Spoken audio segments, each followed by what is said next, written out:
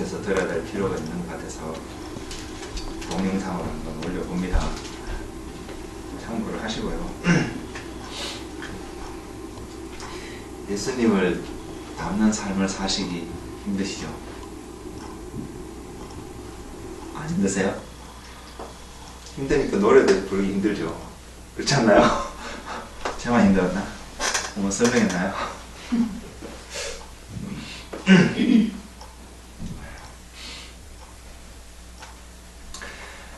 이번 주를 지나오면서 집사님 얘기 없네요. 지금 집사님이 저를 노티스를 한지 안 한지는 저는 잘 모르겠는데 쉽지 않은 한 주간을 보냈습니다. 저 개인적으로. 그리고 그 한 주간을 보내면서 극복하게 된 사건이 있었습니다. 그래서 그것을 여러분들과 함께 나누고자 합니다. 근데 구체적인 설명을 들어서 설명할 수 있는 상황이 아니라서 굉장히 어떻게 보면 여러분들 추상적으로 들릴 수도 있는 내용이라서 시작하면서 이해하기가 굉장히 어려울 수도 있다는 말씀을 드립니다. 제목은 너무나도 중요하고 우리가 인식하고 있는 제목일 수 있는데 살기에는 너무나도 힘든 그러한 삶이 아닐까 이렇게 생각을 합니다. 그래서 오늘 시간을 계기로 해서 저와 여러분들이 이 삶에 대해서 다시 한 번 더 깊이 생각해 볼 수 있는, 그래서 하나님의 은혜가 좀 더 우리에게 주어진다면, 제가 주로 하는 표현이지만 어제보단 오늘이, 오늘보다 내일이 이 삶에 좀 더 가까이 가는 그런 은혜가 우리가 있기를 소망합니다. 마태복음 16장입니다. Matthew chapter 16 verse 24-25. 마태복음 16장 24절 25절 말씀입니다.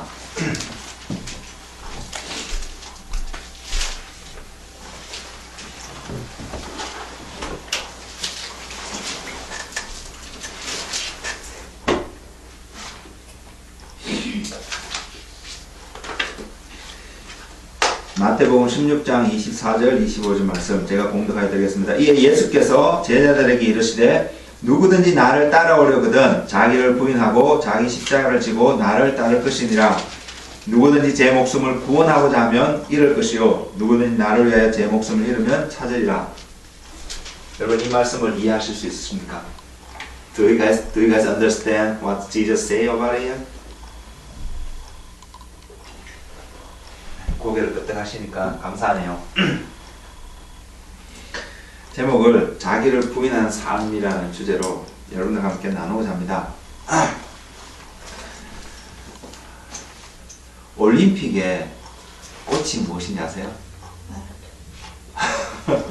너무 쉽게 대답이 나왔네요. 예, 맞습니다. What's the best of best game in Olympics? Soccer? No, it was a marathon. Marathon is best of best. That's why the last game is Olympic is a marathon. That's one reason. 올림픽의 꽃이라고 하는 것이 마라톤 경주입니다. 이 마라톤이 26마예요.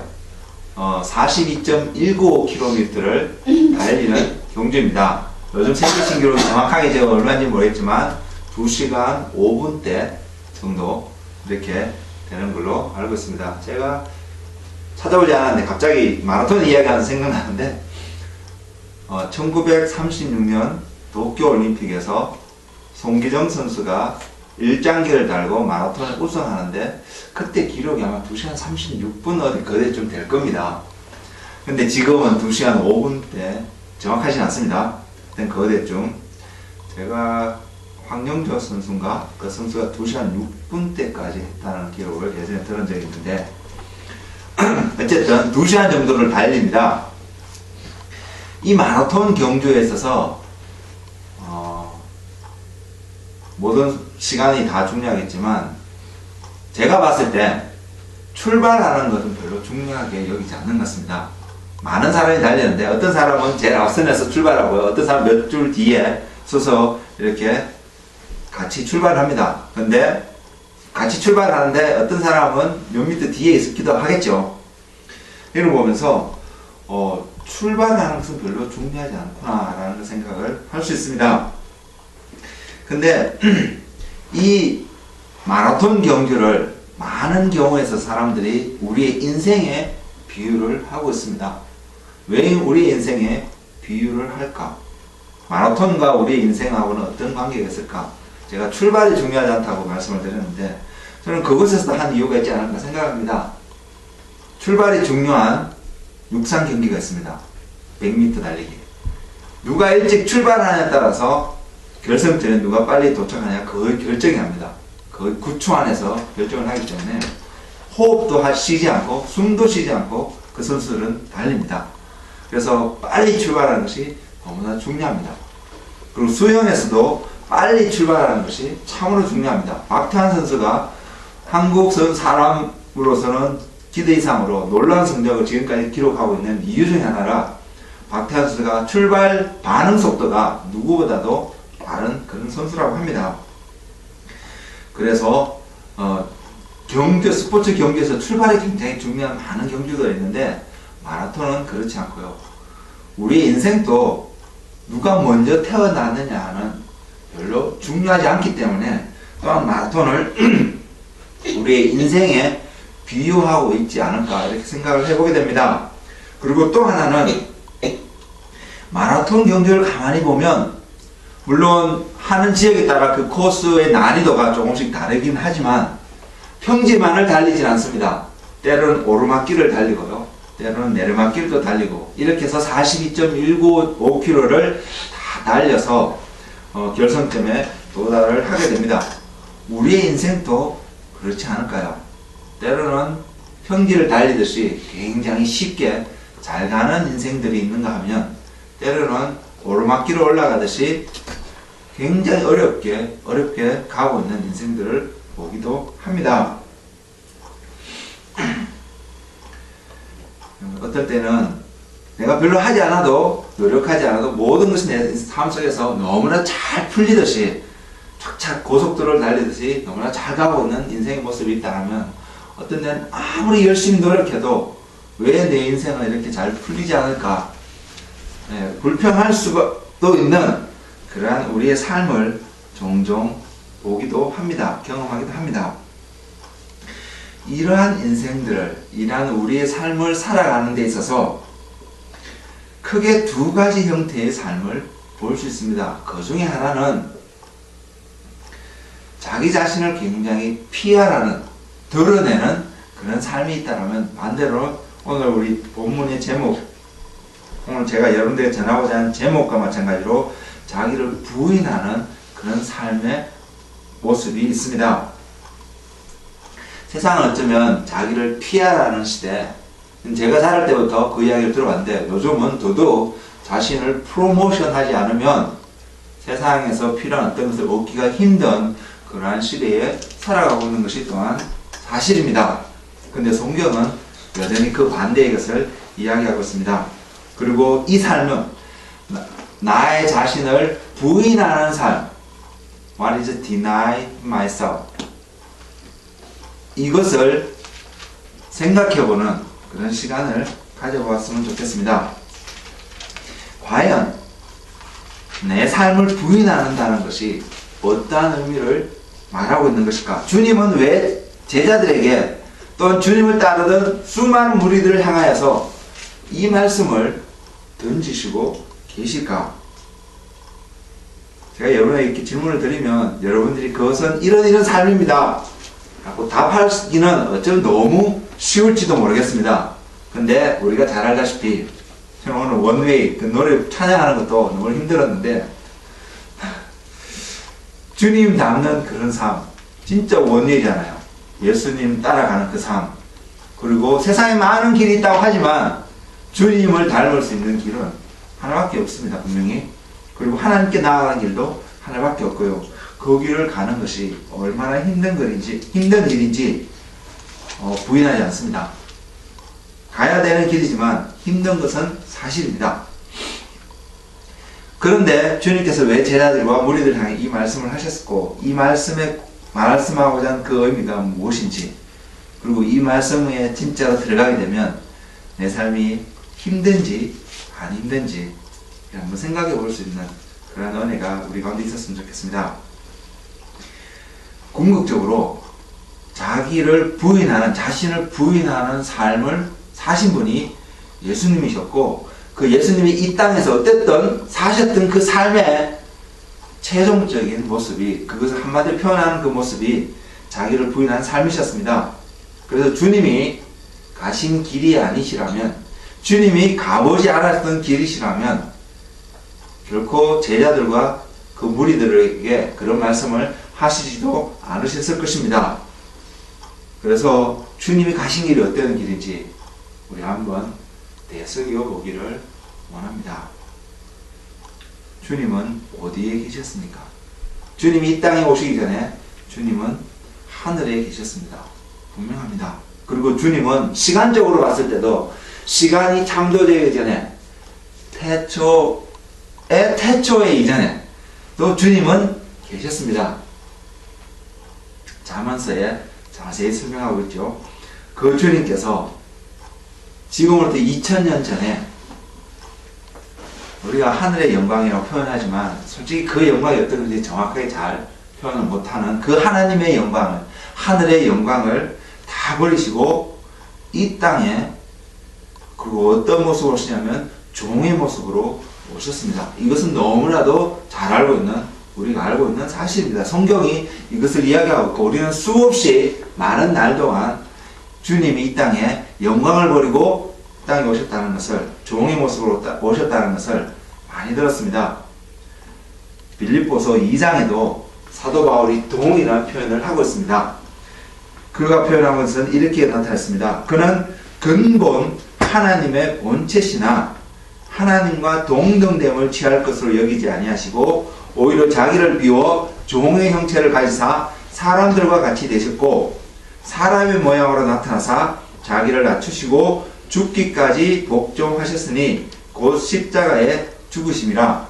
사도 바울이 예수님이 하늘의 영광을 버리고 종의 몸으로, 종으로 이 땅에 오신 것을 빌립보에 있는 교인들에게 이렇게 표현하였습니다.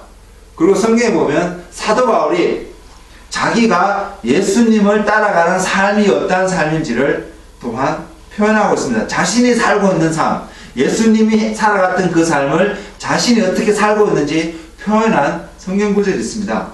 고린도전서 9장 8절입니다. 갈라디아서 2장에서도 사도 바울이 그것을 이야기하면서 갈라디아 교인들에게 권면하고 있는 그런 표현이 있는데, 고린도전서 9장 1 Corinthians chapter 9 8절입니다.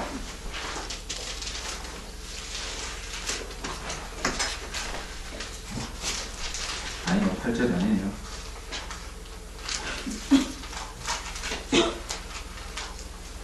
(19절입니다) 죄송합니다.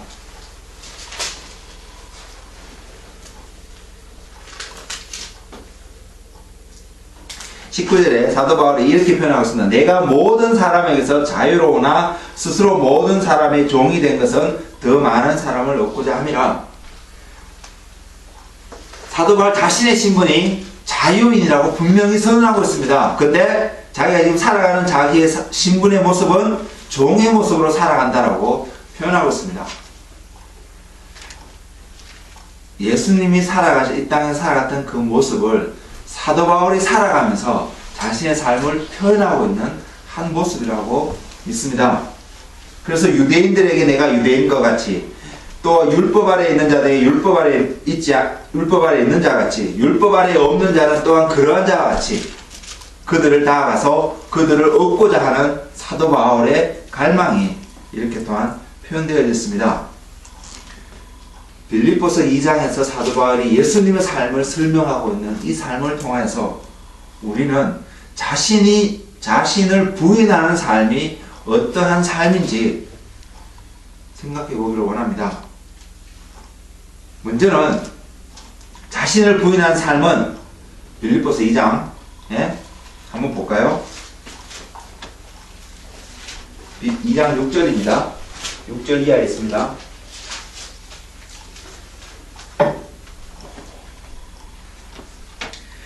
근본 하나님의 본체시나 하나님과 동등됨을 취할 것을 여기지 아니하시고 자기를 비워 종의 형체를 가지사.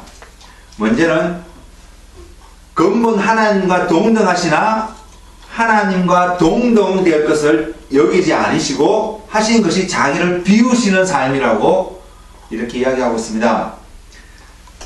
자신을 부인한 삶은 자신을 비우는 삶이라고 분명히 표현되어 있습니다. 그리고 두 번째로 표현되어 있는 삶은 사람의 모양으로 나타나사 자기를 낮추시고 죽기까지 복종하셨으니, 사람의 모양으로 나타나시는 것이 주님께는 자신을 낮추시는 그러한 것이었다라고 사도 바울은 증거하고 있습니다. 우리가 사람을 사는 것은, 우리가 자신을 낮추는 것은 분명히 아닐 것입니다. 그러나 하나님이신 예수님께서 사람의 몸을 입는 그 자체가 자기를 낮추시는 것임을 분명합니다. 자기를 비우는 것은, 그래서 곰곰이 묵상을 해왔습니다. 하나님께 물어봤습니다. 하나님, 자기를 비우는 것이 과연 무엇입니까? 그래서 제 안에 들어오는 생각은 이것에서 시작이 되었습니다. 자기의 본질을 주장하지 않고 드러내지 않는 것입니다. 내가 누군가를 주장하지 않는 것입니다. 내가 누구누구의 아들이고 내가 어떠한 사람이다, 내가 이런 권력을 가지고 있다, 또는 내가 이런 능력이 있다, 이런 것들을 주장하지 않는 삶이라는 것이 하나님이 제게 주신 첫 번째 생각이었습니다. 이것이 나를 비우는 것이구나. 내 자신을 비우는 것이구나.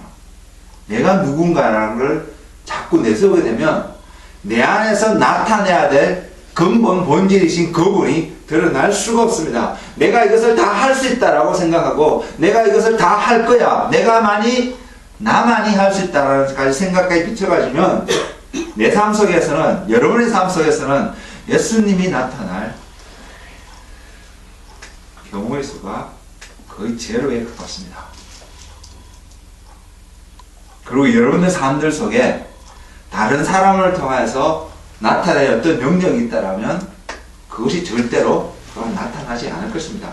내가 비워져야만이 어쨌든 내가 아닌 다른 것들이 나타날 수 있다는 것을 여러분 기억하시기를 바랍니다. 그리고 자기를 낮추는 것은 자신의 특권을 내세우며 요구하지 않는 삶입니다. 내게 이런 능력이 있기 때문에 나에게 이런 대우를 해야 된다, 내가 이런 자이기 때문에 내가 이런 대우를 받아야 된다라고 생각하는 그 자체가 없어진다는 것입니다. 자기를 낮추는 것은. 그럴 때에 궁극적으로 주님이 원하시는, 우리의 삶은 목적은 그곳에 있기 때문에 주님이 원하시는 삶의 모습으로 살아갈 수 있습니다. 그리고 이 두 형태의 삶, 나 자신을 비우고 나 자신을 낮추는 이 두 형태의 삶은 상대방에 의해서 내 안에 절대로 이루어질 수가 없습니다. 상대방에 의해서 내 삶이 나를 비우게 되고 나를 낮추게 되는 삶을 살아가게 되는 그런 사람은 주님이 말씀하신 자기를 부인하는 삶이 아니라, 이 사람은 능력이 없기 때문에, 어쩔 수 없기 때문에 내가 눌려지고 갇혀지고 내 자신을 부인하는, 표현이 맞지 않죠. 내 자신을 낮출 수밖에 없는 그런 환경 가운데 살아가는 사람들입니다. 주님은 그런 경우를 이야기하고 있지 않습니다. 주님이 이야기하고 있는 이 경우는 상대방이 나를 낮추는 것이 아니라, 다른 사람이 여러분을 낮추게끔 만드는 상황이 아니라 내 스스로 그 상황 가운데 들어가는 그 관계를, 그 삶을 이야기하고 있습니다. 결국 내가, 여러분 자신이 자신을 비우고 여러분 자신이 스스로 낮출 수 있는 그런 환경 가운데 들어가는 그 삶이 궁극적으로 자기를 부인할 수 있는, 부인하며 사는 삶임을 분명히 알 수 있습니다. 한 나라에 대통령이 있습니다. 또 어떤 나라는 왕이 있고요. 대통령이기 때문에 누릴 수 있는 특권이 있고 권리가 있습니다. 그렇지만 대통령이 그것을 누리기보다는, 그것을 요구하기보다는 자신의 의무를 다해서 성실하게 그 국민을 섬길 때에 대통령으로서 자신을 비우는 삶, 자신을 낮추는 삶, 그런 삶을 살아갔다라고, 그리고 많은 사람들이 그를 또한 존경할 수 있을 것이라고 생각해 볼 수 있습니다. 예수님을 한번 생각해 보겠습니다. 예수님은 분명히 세상의 주인입니다. 하늘의 왕권을 가지고 계시는, 세상의 모든 것을 다스릴 수 있는 바로 그분이십니다. 만왕의 왕 중의 왕이시고 우리의 주인이십니다. 모든 만물이 그에게 속해져 있었습니다. 그럼에도 불구하고 주님이 이 땅에 사신 기간 동안만큼은 만왕의 왕으로 사시지 않았고, 만왕의 왕으로 그 특권을 누리시지도 요구하시지도 않으셨습니다. 그런데 주님의 삶을 가만히 보면 만왕의 왕이 가지고 올 수 있는 그 권리를 가지고, 왕권을 가지고 이 땅에서 행하신 일들이 참 많이 있습니다. 대표적인 오늘 이야기를 들어보면 병자들을 고치셨고, 귀신 들린 자를 자유롭게 하셨고, 갇힌 자들을 풀어주셨고, 포로된 자를 해방하는 그러한 삶들을 사셨습니다. 왕권을 입고 그 호를 쥐고 선포하신 것이 아니라 주님이 사도 바울 이야기한 것처럼 종의 몸을 입고 종으로 오셨는데 그러한 삶을 사셨습니다. 반대로 세상의 모습을 보면 조금만 기회가 있다면 세상은 자신의 권리와 특권을 이야기하고 주장하고 누리려고 합니다. 그렇기 때문에 세상 가운데 일어났던 일들은 무엇이냐면 늘 분쟁이었습니다. 그 권리를 인정하지 못하고 특권을 인정하지 못하는 사람들과 있는 그 공간 속에서는 늘 다툼이 생겨났습니다. 자기의 어떤 이익을 세우려고 하면 할수록, 나의 유익을 추구하려고 하면 할수록 어떤 사회 집단 속에서는 항상 다툼이 끊이지 않았습니다. 이 다툼은 먼저는 자신의 마음속에서 일어납니다. 내 안에서 갈등이 생깁니다. 그리고 이것이 커져서 밖으로 표출하게 되면 때로는 사회에서 폭동이라는 모습으로도 나타나게 됩니다. 지금 홍콩에 그런 일들이 나오고 있습니다. 과거에 미국, 지금도 그런 조짐이 있는데, 겉으로 드러나기는 인종 갈등, 흑인을 무시하고 이랬기 때문에 유색인종을 무시했던 이런 것들을 해서 드러난 거였지만, 내면으로 가만히 살펴보면 어쨌든 겉으로 드러난 모습을 이야기해 보았을 때에 그러한 불공평한 트리스를 당하고 있는 사람들이 불공평하다고 생각하고 자신의 권리를 주장해야겠다, 내가 이것을 누려야겠다고 생각하고 그것을 사회적으로 표현할 때에 사회는 여전히 갈등 가운데 있었습니다. 누가 잘했든 잘못했든 그것을 떠나서 말입니다.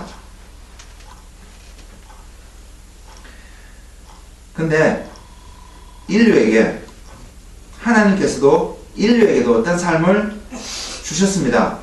그리고 인류가 이 땅에 살아가는 삶은 자기의 특권을 주장하고 누리며, 그래서 그것이 용납되지 않은 사회 속에서는 갈등이 조장되어지고 분출되어지는 그런 사회의 모습을 하나님이 바라보신 것이 아니라, 인류에게 삶을 주어졌을 때 인류가 해야 하는 일은 한 가지였습니다. 그것은 삶을 주신 분을 드러내는 일이었습니다. 생육하여 땅에 번성하는 그 이유도, 땅을 정복하고 다스리는 이유도 오직 한 가지였습니다. 그 이유는 하나님이었습니다. 하나님을 온전히 드러내기 위해 주어진 삶이었다는 것입니다. 우리가 예수님을 닮는, 자기를 부인하고 십자가를 지고 예수님을 따라가는 그 삶의 궁극적인 모습은 무엇이냐면 내 삶 속에 예수 그리스도가 드러나는 것입니다. 여러분이 이곳에 있는 가장 중요한 이유는, 이것이 여러분의 이유가 되어야 되는데, 내 삶에 예수님이 드러나기를 원하기 때문입니다. 이것 때문에 우리가 이곳에서 예배도 하고 말씀도 듣고 기도도 하고, 그리고 내 삶을 점검해보는 그런 삶을 살아가고자 합니다. 예수님이 내 삶 속에 드러나기를 원하지 않는 게 내 안에 있다면 저와 여러분 이곳에 있을 이유가 하나도 없다는 것입니다. 하나님을 증거하고 드러내는 것입니다. 인구가 증가하는 것도 하나님을 드러내기 위해서 인구가 증가해야 되는 것입니다. 한 사람보다 60억이 다 하나님을 찬양하고 예배한다라면, 그래서 하나님을 드러낸다라면 이 세상은 지금보다 분명히 더 아름다운 세상이 될 것입니다.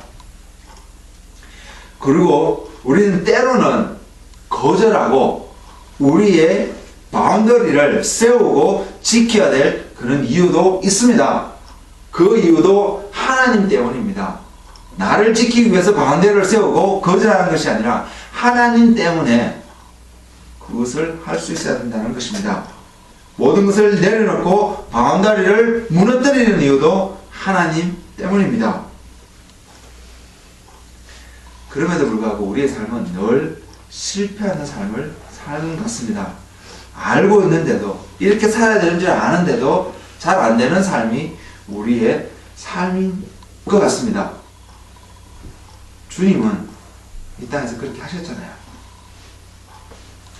우리가 삶 속에서 스트레스를 받는 이유, 오늘날 현대인의 가장 큰 적이고 질병을 가져야 되는 병의 원인이 스트레스라고 하는데, 그 스트레스를 받게 되는 이유, 여러분 그것을 한번 생각해 보셨나요? 여러 가지 많은 이유를 들 수 있습니다. 근데 오늘 이곳에서 이 말씀과 비추어서 우리가 생각할 수 있는 하나의 이유는, 나의 주장이, 그리고 내가 주장하는 그 주장이 나에게 유익되기 때문에 직접적으로 연관성이 있는데, 그것이 내가 관계하는 사람들 속에서 온전히 받아들여지지 않기 때문에 우리는 스트레스 받습니다. 열받습니다. 화도 납니다. 근데 반대로 나의 개인의 유익과 전혀 상관없는 그런 주장을 하는 경우도 있습니다. 그런 주장을 할 때에 상대방이, 나와 관계했던 사람들이 그 주장을 받아들이지 않을 때에 나는 스트레스 받지 않습니다. 이 말의 의미를 여러분 이해하실 수 있나요?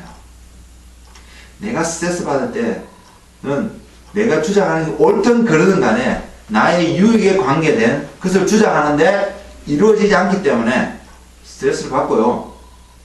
내가 주장하는 어떤 것이 나의 유익과 관계없이 상대방의 유익에 관계된 그런 주장이라면 여러분 자신은, 나 자신은 스트레스를 받지 않습니다. 그 경우에는 어떤 마음이 생기냐면 안타까운 마음이 생깁니다. 그것을 이해하지 못하고 받아들이지 못하는 그 사람에 대해서 불쌍히 여기는 마음이 생길 수 있다는 것입니다. 똑같은 주장일 수 있어도 그 동기가 어디에서, 유익함이 어느 곳에 가느냐에 따라서 나에게 나타난 삶의 결과들은, 모습은 다르다는 것입니다. 여러분의 삶은 어떠신가요? 한번 곰곰이 되돌아보십시오. 언제 여러분의 스트레스를 받고 있고 언제 여러분의 스트레스를 받지 않는지, 그 스트레스를 받게 되는 그 이유가 무엇이었는지 한번 생각해 볼 수 있는 그런 은혜가 여러분한테 있기를 원합니다. 은혜입니다. 정말 원해입니다. 그것을 원인을 발견해보고 그 원인을 발견하고 내려놓게 되었을 때 여러분은 스트레스 받지 않기 때문입니다. 그리고 스트레스를 받지 않으면 궁극적으로 나의 마음속에, 여러분의 마음속에 하나님의 평강이 자리 잡을 수 있습니다. 힘이 있는 사람들은요, 그 힘을 이용해서 자기의 그 원하는 것을 이루려고 합니다. 힘이 있기 때문에 충돌이 생겨도 본인에게는 아픔이 없고 본인이 원하는 것을 얻게 되겠지요. 반대편에 있는 사람들은 아픔이 되고 스트레스를 받게 될 것입니다.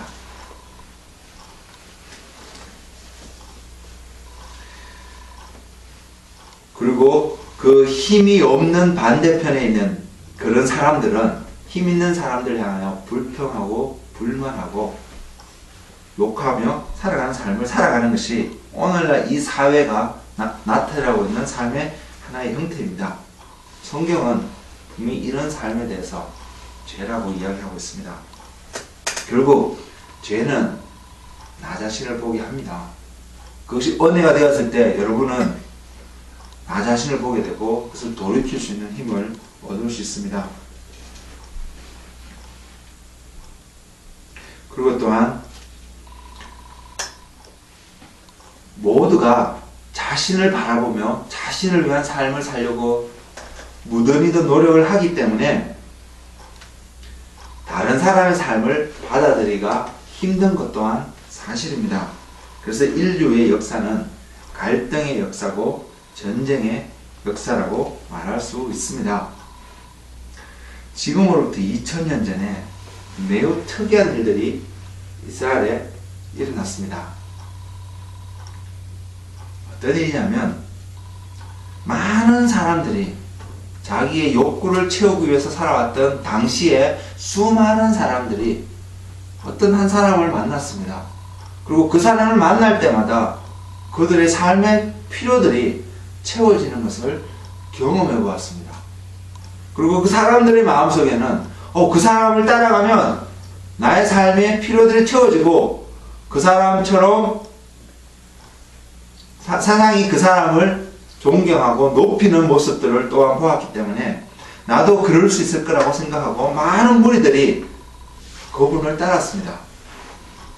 그분의 삶의 목적은 높임을 받는, 사람들로부터 높임을 받기 위해서 오신 것은 아니었지만 어쨌든 많은 사람들이 그분에게 왔을 때에 자기의 모든 문제들이 해결되어진 걸 바라보고 그것을 통해서 많은 사람들이 그를 추앙하려고 하는, 높이 세우려고 하는 그런 모습을 보았습니다.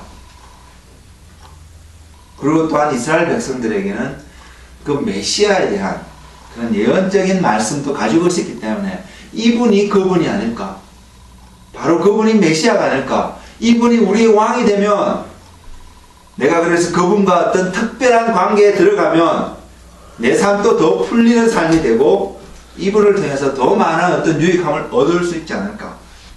크게는 이스라엘 나라가 더 부강한 다윗 시대에 능가하는 그런 나라가 될 수 있지 않을까.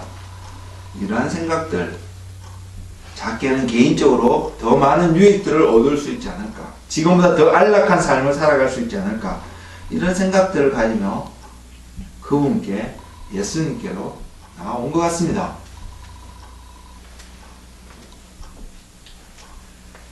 심지어는 당시의 리더들, 제사장들, 서기관들, 그리고 그 유대의 그 지도자들급에서 예수를 따라가고 예수를 추앙하는 그 삶이 유대교에서 배교하는 것이고 쫓겨나는 삶임에도 불구하고 심지어는 바리새인들 무리 가운데, 제사장 가운데, 성경을 아는 서기관들 무리 가운데 몰래 예수님을 찾아와서 예수님과 관계를 맺고 배워보고자 하는, 그분을 통해서 그분이 갖고 있는 뭔가를 얻고자 하는 그러한 마음, 찾아온 사람들도 성경에 기록되어져 있습니다.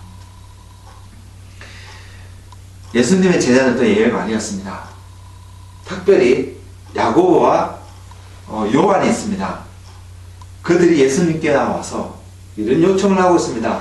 주님의 나라가 임할 때에 한 사람은 주님의 오른편에, 한 사람은 주님의 왼편에 서게 해달라고 요청하였습니다.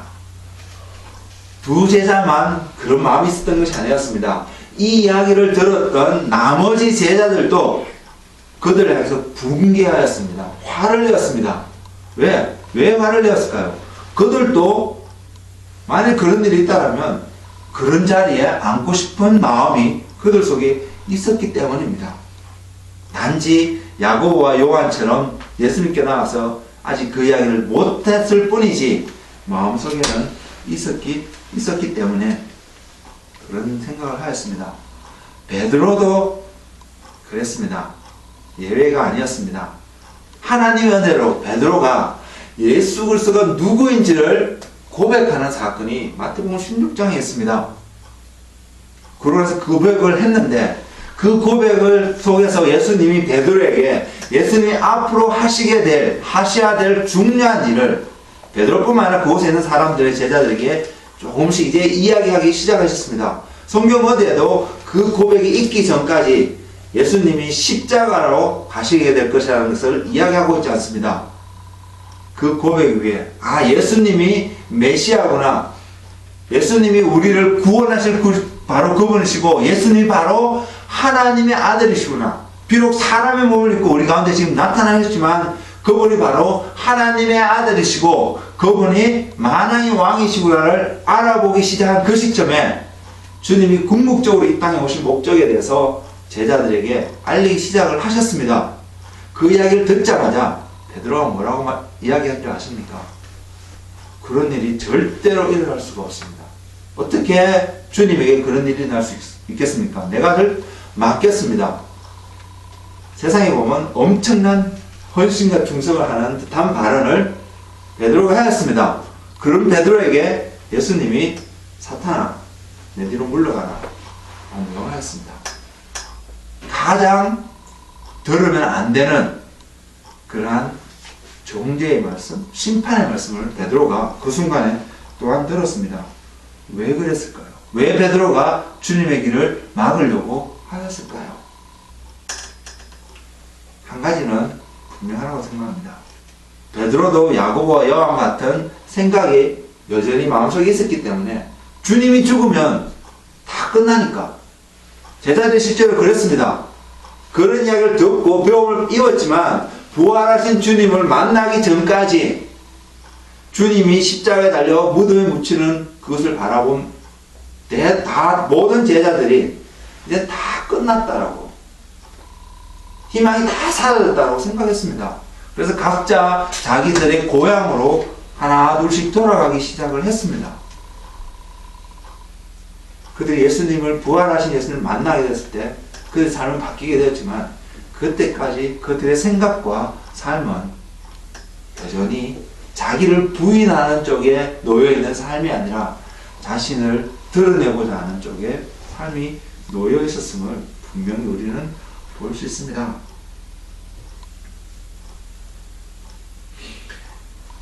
우리 몇 명 안 되는 모이는 이 사람들 모임 속에서도 종종 그러한 삶들을 볼 수 있습니다. 시기 아닌 시기, 질투 아닌 질투, 서로 사랑하는 것 같으면서도 견제가 있는 것 같기도 하고요. 서로 용납하고 받아들이는 것 같으면서도 그러지 못하고 있는 듯한 모습들 분명히 있습니다. 내가 보는 시각에서는 이 삶이 정당해 보이는데 상대방은 그러지 않기 때문에 갈등하고 있는 모습들도 볼 수 있고요.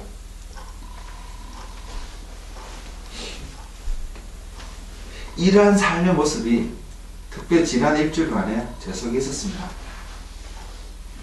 그리고 힘으로 힘든 시간을 보냈습니다. 저희 아내가 제가 그것을 보내고 있는지 눈치를 챘는지 그건 잘 모르겠는데 제 아내는 그런 갈등이 있었습니다. 그리고 좀 돌이켜보니까 그것을 빠져나올 수 있는 계기는 굉장히 사소한 하나의 사건이었는데 그것을 결정하고 나오게 되니까 제 자신의 삶이 나를 부인하려고 하는 예수님을 닮고자 하는 삶을 따라가지 않았다는 것을 알게 되었고 주님께서 제게 던지신 단어가 자기 부인의 삶이었기 때문에 이 단어였기 때문에 저는 오늘 여러분들에게 이 말씀을 이렇게 준비하고 전하게 되었습니다. 주님은 분명히 이야기하셨습니다. 한 알의 밀알이 땅에 떨어져 썩지 아니하면 죽지 아니하면 많은 열매를 맺을 수 없는 것을 분명히 말씀하셨습니다. 사과라는 씨앗이 있습니다. 복숭아라는 씨앗이 있습니다. 씨앗으로서 각각의 정체성을 분명히 가지고 있습니다. 그리고 이 씨앗이 땅에 떨어져 썩지 않으면 썩는다는 것은 무엇이냐면 내가 사과다, 사과의 씨앗이라는 그 정체성마저도 땅속에 묻히는 순간 포기해버리는 그것을 이야기하고 있습니다. 주장하지 않습니다. 내가 사과 씨앗이라는 것을 주장하지 않습니다. 그냥 땅에 묻혀져 땅과 같이 연합되었다 표현하면 맞을까요? 흡수되어져 버리는 것입니다. 땅속에 흡수되어져 버리는 것입니다.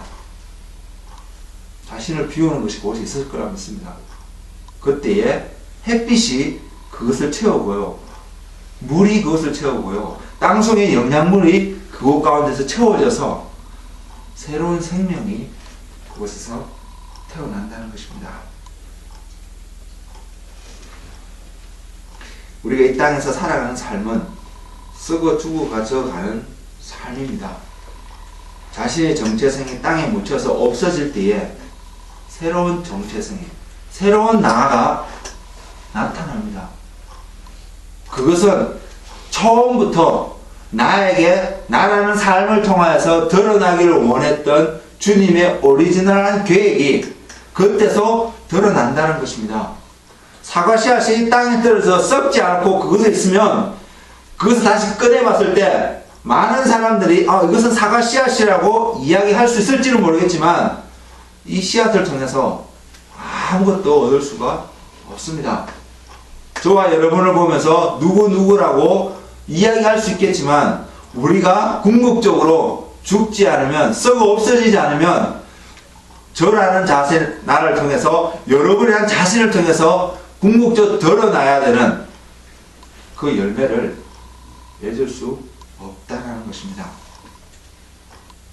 주님이 십자가에 죽지 않으셨으면, 땅에 묻히지 않으셨으면 주님은 우리에게 구원이라는 그러한 열매를 주실 수 없으셨습니다. 그리고 주님이 땅에 묻히셔서 죽으시니까 어떠한 정체성으로 새롭게 오셨냐면 부활이라는 새로운 생명으로 새로운 몸을 입고 우리 가운데 다시 오셨습니다. 예수님이 죽지 않으셨으면 이것이 결코 일어나지 않습니다. 저와 여러분이 죽지 않으면 궁극적으로 일어나야 될 우리의 삶 속에서 드러날 그것을 분명히 가질 수 없습니다. 우리라는 표현하기보다는 사람들이라는 표현이 맞을지도 모르겠습니다. 세상에 보통의 사람들은 자신의 목소리가 다른 사람들에게 들려지기를 원하고 인정되어지기를 원합니다. 동일한 마음이 저에게도 있고 여러분에게도 있습니다. 부인하지 않습니다. 이것은 우리가 죄 가운데 살아가고 있다는 것을 분명히 보여주고 있습니다. 죄의 모습의 한 부분이니까요. 분명합니다. 이것 때문에 우리가 예수님을 닮지 못하는 것이 나타나니까요. 그래서 이것이 우리로 하여금 주님의 제자가 되지 못하게 하고 있습니다. 지난 한 주간에도 저는 그것을 경험해 보았습니다. 무엇이냐면 내가 갖고 있는 생각들을 주장하고 그것을 관철시키고 사람들이 그것을 하여금 따라오게끔 만들려고 하면 할수록 제 삶 속에서는 제 두 양 어깨가 점점 무거워져 감을 볼 수 있습니다. 느낄 수 있었습니다. 그렇게 되면 스트레스가 점점 쌓여져 가는 것을 저는 경험할 수 있었습니다. 나는 이만큼 하는데 사람들은 왜 저만큼 더 하지 않을까? 이런 생각들. 왜 나로 하여금 다 하도록 하는 사람이 되어야 될까라고 바라보는 시선들, 이런 것들을 통하여서 자꾸 나 자신을 주장하고 나타내려고 하니까, 내가 이만큼 하고 있다는 것을 주장하려고 하면 할수록 어깨가 무거워지고요, 힘들어지는 그 삶의 모습을 저는 지난주에도 경험하였다는 것입니다.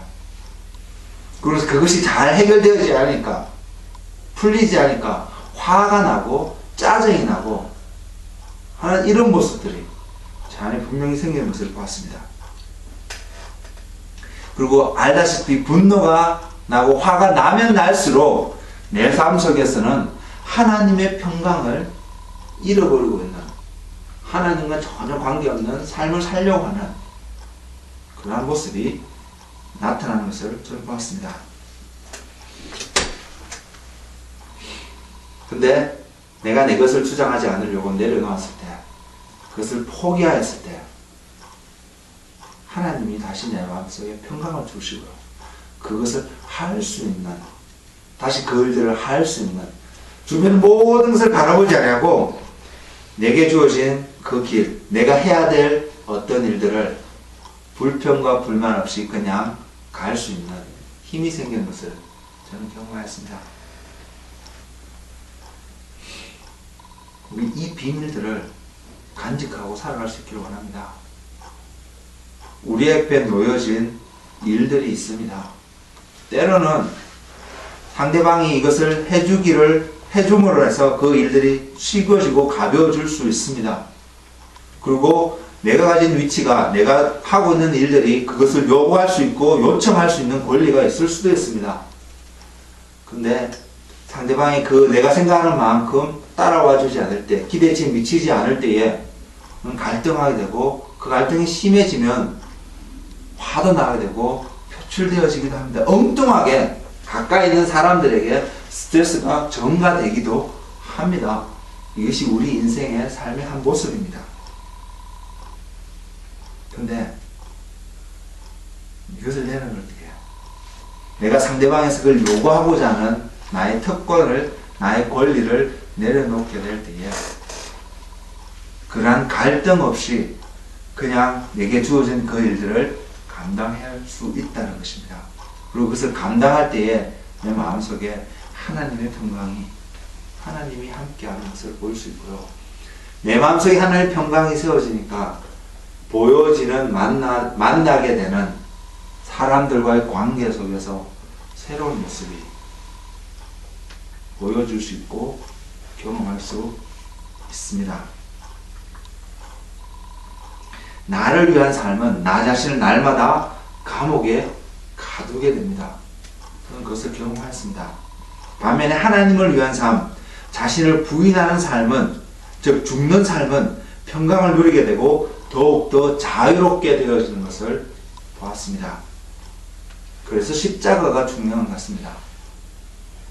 우리가 십자가를 진다는 것은 십자가를 바라보고 주님이 가신 길을 따라가는 그 길 가운데 한 가지는 나 자신을 죽이는 길이 그곳에 있기 때문입니다. 그리고 우리가 십자가를 오늘 또 바라봐야 되는데, 우리가 그 십자가를 바라보면서 우리가 보아야 될 것은 죽어있는 예수님의 모습만이 아닙니다.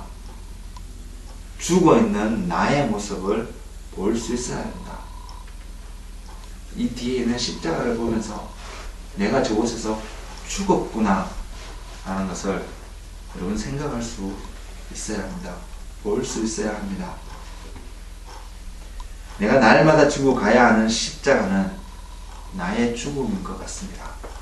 여러분의 죽음인 것 같습니다.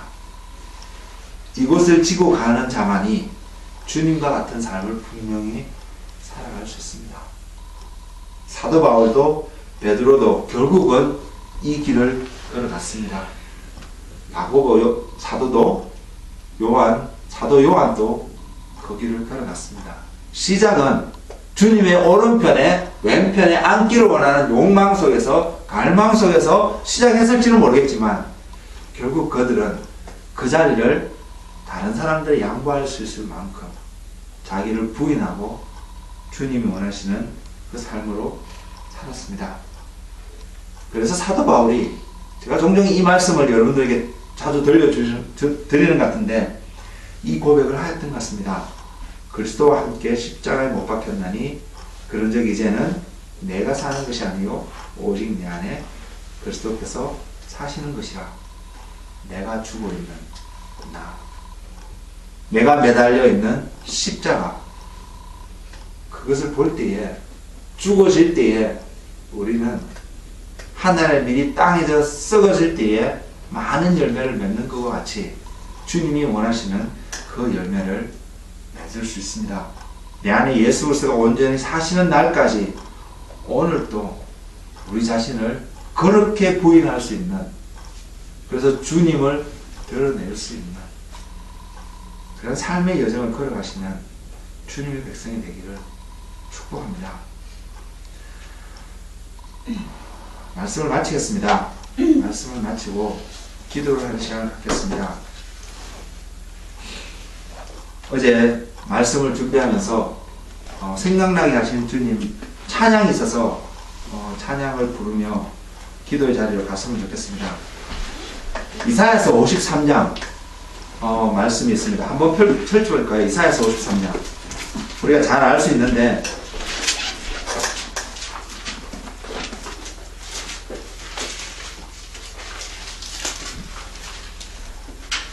여러분 이 말씀을 읽을 때마다 여러분은 무엇을 생각하는지 모르겠습니다. 저는 오늘 어제 이 시간을 보내면서 이 말씀을 통해서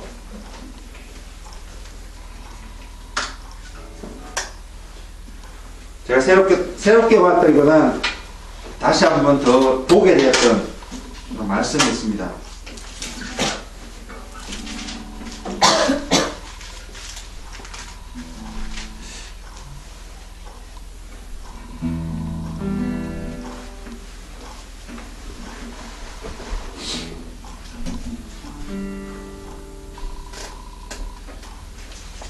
예수님의 모습을 이사야 53장에서 기록하고 있습니다.